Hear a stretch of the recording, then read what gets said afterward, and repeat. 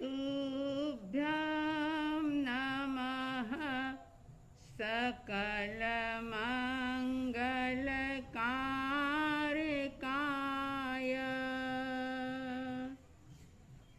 तुभ्यं नमः सकलनिवृत्तिदायकाय।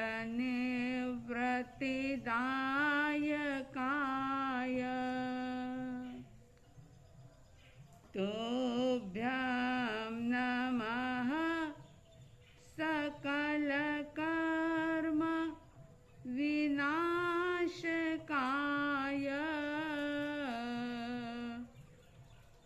तुभ्यं नमः सकलतत्त्व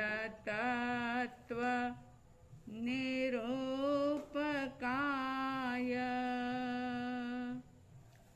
तुभ्यं नमः सकलतत्त्व निरूपकाय।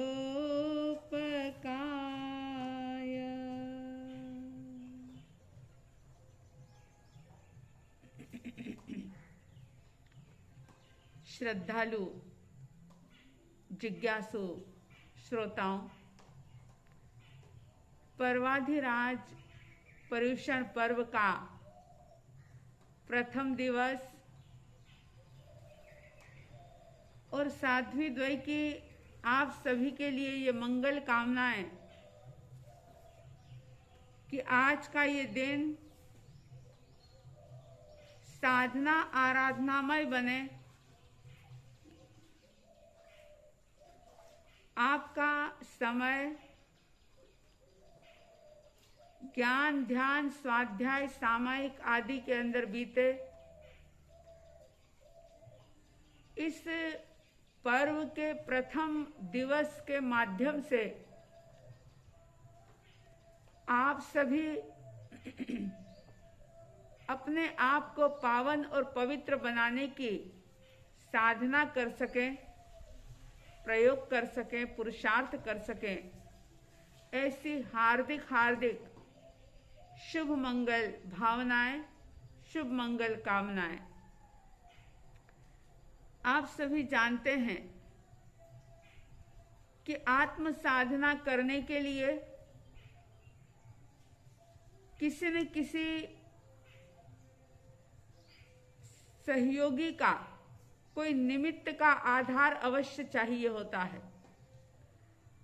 और इसीलिए हमारे पुराने आचार्यों ने एक परंपरा प्रारंभ की कि इन 8 दिनों में जो ज्यादा से ज्यादा तप आराधना, ज्ञान साधना, त्याग पचकाण करने के ये जो दिवस है, इसमें व्यक्ति का मनोबल निरंतर प्रवर्धमान रहे, इसके लिए अंतगढ़ सूत्र का स्वाध्याय करने की एक परंपरा, जो बड़ी ही सुंदर परंपरा है, इस परंपरा को प्रारंभ किया गया।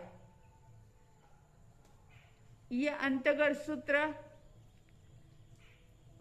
12 अंगों में इसका नंबर 8वें अंग शास्त्र के रूप में आता है।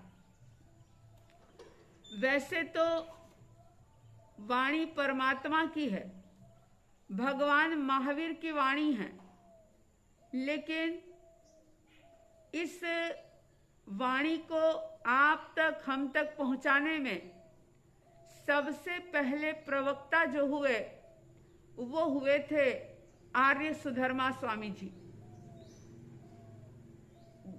तीर्थंकर परमात्मा जो तीर्थ की स्थापना तो अवश्य करते हैं, लेकिन तीर्थ की सारी व्यवस्थाओं को संभालना, गण और गच्छ को धारण करना, ये गणधरों का काम होता है। और सुधर्मा स्वामी जी का ये सौभाग्य रहा कि परमात्मा महावीर के वे पंचम गणधर बने। और न केवल पंचम गणधर, लेकिन आज जितना भी श्रुत ज्ञान है वह जन जन तक पहुंचाने में सबसे प्रथम योगदान सुधर्मा स्वामी जी का रहा।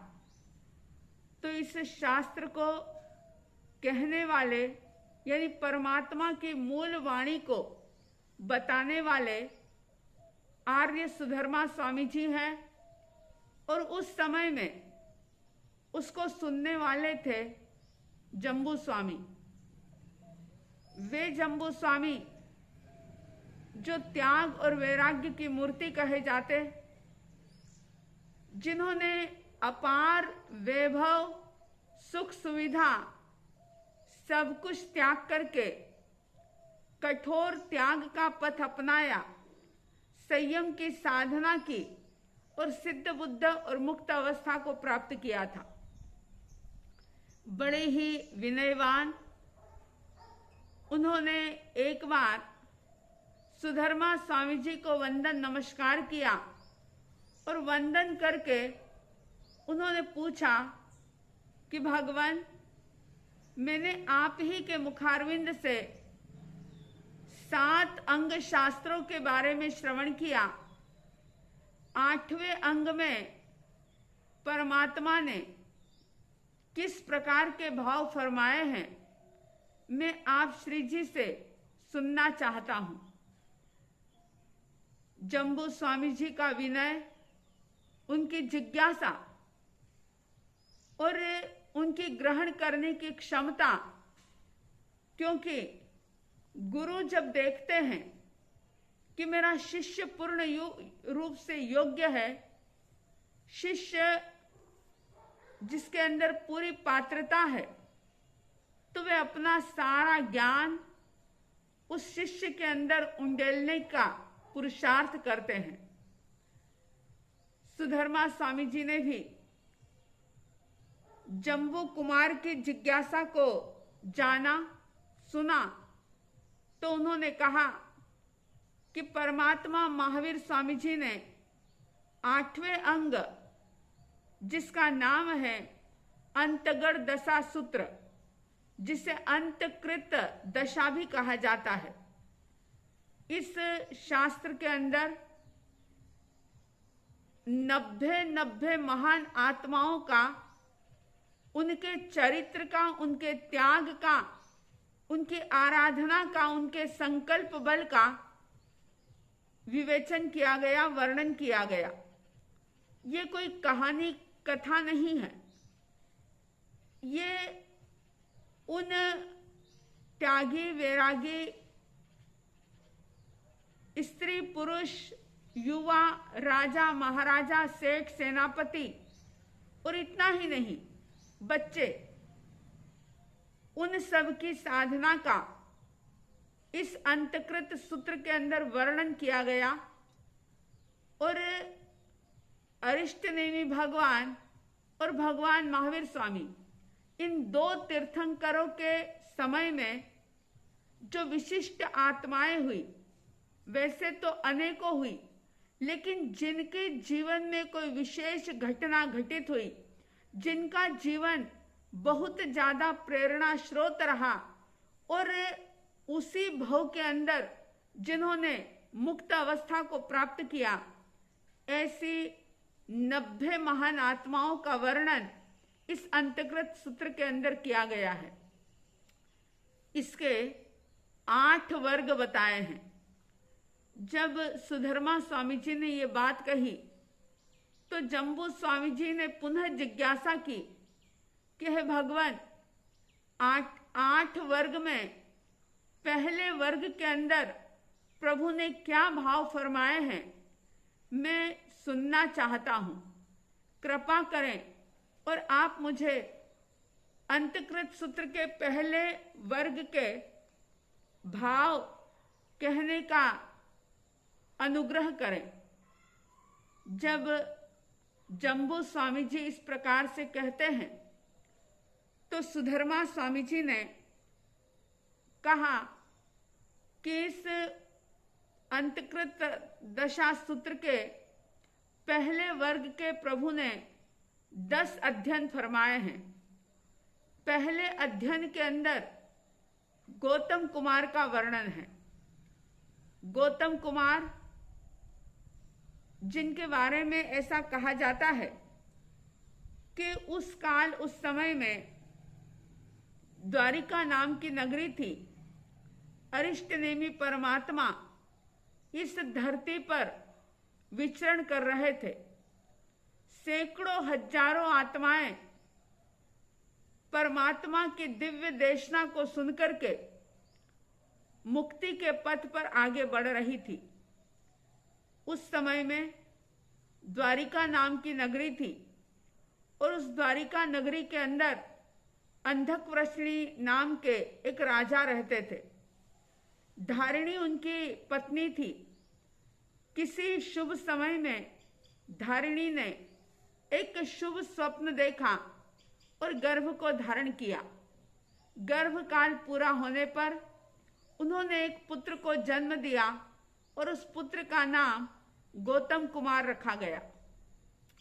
बड़ी सुख सुविधाओं के अंदर बड़े लाड़ प्यार के साथ गौतम कुमार का पालन पोषण होता है, उनकी परवरिश होती है। वे बड़े होते हैं, समय पर सारी शिक्षाएं दी जाती है, सब तरह से उनको अध्ययन करवाया जाता है। और इतना ही नहीं, जब वे यौवन अवस्था को प्राप्त होते हैं तो एक नहीं दो नहीं बल्कि 8 कन्याओं के साथ उनका विवाह किया जाता है। जैसा कि उस समय में परंपरा चल रही थी, 8 सुंदर कन्याओं के साथ गौतम कुमार की शादी होती है और खूब सारा दहेज आदि उनको मिलता है। बड़े ही सुखों के अंदर, भौतिक वैभव विलास के अंदर गौतम कुमार का समय बीत रहा था। और आप जानते हैं कि जब व्यक्ति भोग विलासों के अंदर भौतिकता की चकाचौंध में डूबा रहता है तो उसे दूसरी कोई चीज समझ ही नहीं आती। धर्म क्या है, मैं कौन हूं, मेरा लक्ष्य क्या है, ये चीज वो विलासिता के जीवन में जल्दी समझ नहीं पाता। लेकिन जो भव्य जीव होते हैं, जो निकट भवी जीव होते हैं, वे उनको कोई न कोई निमित्त उनके जीवन में अवश्य मिल जाता है। गौतम कुमार जो अपने महलों में खूब सुख सुविधाओं के अंदर जी रहे थे, कब सुबह होती कब शाम होती उन्हें कुछ भी पता नहीं था। बहुत ही सुखपूर्ण वातावरण में, प्रेमपूर्ण आनंदपूर्ण वातावरण के अंदर उनका जीवन व्यतीत हो रहा था। और ऐसे समय में एक बार अरिष्टनेमी परमात्मा का द्वारिका नगरी में पदार्पण होता है। उस द्वारिका नगरी के रेवतक पर्वत के नंदनवन में परमात्मा अरिष्टनेमी पधारते हैं। समो शरण की रचना होती है और एक नहीं दो नहीं, सैकड़ों हजारों लोग बड़े प्रफुल्लित मन से अपने सारे दूसरे कार्यों को छोड़ करके परमात्मा की दिव्य देशना को, धर्म देशना को, उनकी वाणी को सुनने के लिए जाते हैं। जब लोगों के झुंड रेवतक पर्वत की तरफ बढ़ रहे थे, गौतम कुमार ने सुना कि परमात्मा अरिष्टनेमी पधारे हैं। इससे पहले उन्होंने भगवान के दर्शन नहीं किए थे और जैसे ही सुना कि भगवान पधारे हैं और सारे लोग उनके उपदेश को सुनने के लिए जा रहे हैं, मन में एक भाव पैदा हुआ, मन में एक विचार आया। और ज्ञानी कहते हैं कि अगर कोई शुभ विचार शुभ भाव मन के अंदर आता है तो उसे जल्दी ही पूरा कर लेना चाहिए। कभी भी धर्म के कार्य में, शुभ काम में प्रमाद नहीं करना चाहिए, क्योंकि शुभ भाव की लहर अभी आई है, पता नहीं बाद में वो भाव रहे या ना रहे। हाँ, अगर पाप का कोई भाव आया है, अगर कोई गलत विचार मन में आया है, तो उसको थोड़ा डिले कर देना चाहिए, उसको स्थगित कर देना चाहिए।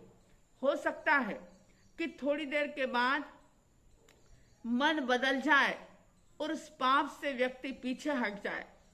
तो ध्यान रहे, क्योंकि अंतगढ़ सूत्र को सिर्फ परंपरा के वशीभूत होकर के सुनना ही नहीं है, सुनकर के समझना है, समझ करके इसकी कुछ बातें अपने जीवन में भी उतारनी है, कुछ भीतर में बदलाव लाना है, अध्यात्म के चरम शिखर पर पहुंचने का संकल्प करना है, मुक्ति के मार्ग पर आगे बढ़ने का पुरुषार्थ करना है।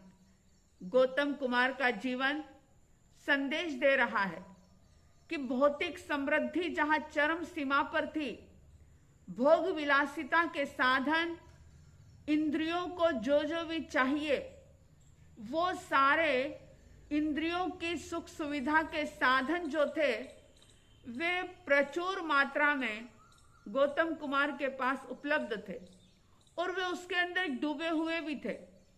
लेकिन एक भाव मन में आया कि मुझे परमात्मा के दर्शन करने के लिए जाना है, और गौतम कुमार उस तरफ बढ़ जाते हैं। भगवान जो कि करुणा की दृष्टि से एक जैसा उपदेश सारे ही जीवों को देते हैं, वे तो वीतराग होते हैं, घट घट की, कण कण की बात को जानने वाले होते हैं, और कौन क्या उनके उपदेश को लेकर के किस प्रकार का प्रयोग करेगा, इस बात को भी वे जानते हैं। लेकिन एकमात्र उनके मन में करुणा की धारा बहती है, और बस उसी करुणा से प्रेरित होकर के परमात्मा जिन्होंने जो पाया है और जो आनंद का वे अनुभव कर रहे हैं, उसी को लोगों के सामने बांटते हैं। परमात्मा धर्म देशना दे रहे हैं, दिव्य देशना चल रही है, और विशाल जन समुदाय भगवान के उपदेश को सुन रहा है। गौतम कुमार ने भी बड़े ध्यान पूर्वक परमात्मा की वाणी को सुना, और वाणी को सिर्फ सुना ही नहीं, लेकिन उन्होंने उस वाणी को अपने दिल तक उतार लिया। आप सोचो, ऐसा क्या उपदेश होगा परमात्मा का। अगर हम मोटा मोटी बात करें तो जितने भी तीर्थंकर होते हैं, सभी एक ही संदेश देते हैं कि अपने आप को जानो, तुम स्वयं भगवत्ता का स्वरूप हो, तुम्हारे भीतर परमात्मा तत्व छुपा हुआ है, बीज रूप में हो तुम, अपने वृक्षत्व को पैदा करो, परमात्मा तत्व को प्रकट करो, ऐसा पुरुषार्थ करो, क्योंकि आनंद साधनों में नहीं, आनंद तो साधना में है। सच्चा आनंद आत्म साधना के अंदर रहा हुआ है। भगवान कहते हैं, अमृत घटे है तेरे अंदर, खोज सके तो खोज, बाहर से उपयोग हटा कर ले अमृत की मौज। संभल अरे अमृत घट में मत, विष की बूंदे घोल, उबड़ खाबड़ मानस भूपर कदम न जाए डोल, रे मन संभल संभल पग धर रे, अंतर आंखें खोल। बाहर की आंखें तो जन्म के साथ खुल जाती है, लेकिन अंतर की आंखें जन्मों जन्म नहीं खुल पाती। और परमात्मा अंतर की आंख खोलने की बात कह रहे हैं कि अंतर की आंख खोल, तेरे भीतर में ही अमृत का सागर है, उस अमृत को खोज। तेरा आनंद तेरे अंदर है। खाने पीने में, घूमने फिरने में, ऐश आराम में सच्चा आनंद नहीं है, वो सुख का आभास है, लेकिन सच्चा सुख तेरे भीतर में है। गौतम कुमार ने परमात्मा की उस धर्म देशना को सुना। देशना पूरी होती है, सारे लोग चले जाते हैं और गौतम कुमार परमात्मा को वंदन करके कहते हैं कि भगवान, आपने जो कहा, आपने जो फरमाया, मैं उस पर श्रद्धा करता हूँ, प्रतीति करता हूँ। तमेव सत्यम, आपका मार्ग सच्चा है, आपकी वाणी सत्य है, और मैं उसी अमृत की खोज में पुरुषार्थ करना चाहता हूँ। आपके चरणों में अपने जीवन को समर्पित कर देना चाहता हूँ। अपने माता पिता से, अभिभावकों से इजाजत लेकर के मैं संयम अंगीकार करूंगा। भगवान का एक ही जवाब होता था, हे देवानुप्रिय, जैसा तुम्हें सुख लगे वैसा करो, लेकिन धर्म कार्य के अंदर प्रमाद कभी मत करो। गौतम कुमार अपने माता पिता से आज्ञा लेकर के दीक्षा लेते हैं और दीक्षा लेने के बाद उन्होंने उपवास, बेला, तेला आदि कई प्रकार की तपश्चर्या की। तप और संयम से अपनी आत्मा को भावित किया। और इतना ही नहीं, उन्होंने भिक्षु की प्रतिमा को भी स्वीकार किया। बहुत कठिन अभिग्रह होते हैं भिक्षु की प्रतिमा का आराधन करना, कोई साधारण बात नहीं होती। उन्होंने भिक्षु प्रतिमा का आराधन किया और बहुत बड़ा एक तप होता है जिसे शास्त्रों में गुण रत्न संवत्सर तप कहा जाता है। ऐसा उन्होंने गुण रत्न संवत्सर तप की आराधना भी परमात्मा की आज्ञा लेकर के की और तप के द्वारा अपने अनेक कर्मों की निर्जरा करके जब उन्होंने ये देखा कि अब मेरा शरीर मेरी साधना में सहयोगी नहीं बन रहा है, अब ये शरीर जीर्ण शीर्ण हो रहा है। सिर्फ तप ही नहीं किया, लेकिन ज्ञान की भी पूर्ण आराधना की थी। पहले ज्ञान प्राप्त किया, उसके बाद तप की साधना की, ध्यान किया, क्योंकि परमात्मा स्वयं कहते हैं पढ़वम नाणम तवोदया, पहले ज्ञान और उसके बाद आचरण। इस प्रकार से गौतम कुमार मुनि, जिन्होंने अपने शरीर के बारे में देखा कि अब जीर्ण शीर्ण हो गया है, परमात्मा से आज्ञा लेकर के वे अपने स्थविर मुनियों के साथ शत्रुंजय पर्वत पर जाते हैं और इस शत्रुंजय पर्वत पर 1 महीने का संलेखना संथारा करते हैं और संलेखना संथारा करके सारे ही कर्मों को क्षय करके मात्र 12 वर्ष दीक्षा पर्याय का पालन करके वे सिद्ध बुद्ध और मुक्त अवस्था को प्राप्त होते हैं। इस तरह से इस अंतगढ़ सूत्र के पहले वर्ग का ये पहला अध्ययन संपन्न होता है। इसी तरह से आगे 9 अध्ययन, जिनके नाम शास्त्रों के अंदर बताए हैं, समुद्र कुमार, सागर कुमार, गंभीर कुमार, स्तमित कुमार, अचल कुमार, कंपिल कुमार, अक्षोभ कुमार, प्रसेनजित कुमार और विष्णु कुमार, इस प्रकार से 9 अध्ययन भी गौतम कुमार की तरह ही है। ये सभी सगे भाई थे। इन सभी ने परमात्मा अरिष्ट नेमि के पास संयम अंगीकार किया था और सभी ने शत्रुंजय पर्वत पर सल्लेखना संथाना करके सिद्ध बुद्ध और मुक्त अवस्था को प्राप्त किया। इस प्रकार से पहले वर्ग के 10 अध्ययन संपन्न होते हैं। विचार करो, एक ही मां से जन्मे हुए 10-10 भाइयों ने संयम ग्रहण करके सिद्ध बुद्ध और मुक्त अवस्था को प्राप्त किया। कैसा त्याग होगा उनका, कैसा वैराग्य होगा। अगर उनका सांसारिक जीवन देखो तो इतना सुविधाओं से भरा हुआ, लेकिन जैसे ही दृष्टि मिली, जैसे ही सत्य समझ में आया कि उन्होंने एक पल की भी देर नहीं लगाई, कुछ भी नहीं सोचा और बस साधना के पथ पर आगे बढ़ गए।